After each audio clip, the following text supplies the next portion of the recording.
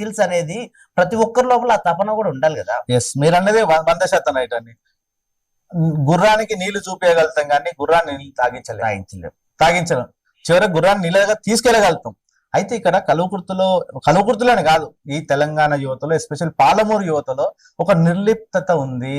నాకు ఉద్యోగం కలువకుర్తి ప్రాంతంలో, పాలమూరు ప్రాంతంలో, నేను పుట్టిన ఊర్లోనే తక్కువ రూపాయలు వచ్చిన ఇక్కడే ఉద్యోగం వస్తే చాలు, నేను బయటి ప్రాంతం వెళ్ళడానికి ఇష్టం ఉండదు నాకు అనుకుంటున్నారు. అది తప్పండి.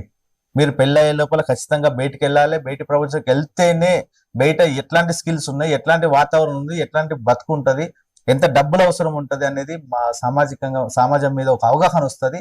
అప్పుడు మాత్రమే నీ జీవితాన్ని మిగతా 10-20 సంవత్సరాలు నువ్వు కాపాడుకోగలుగుతావు.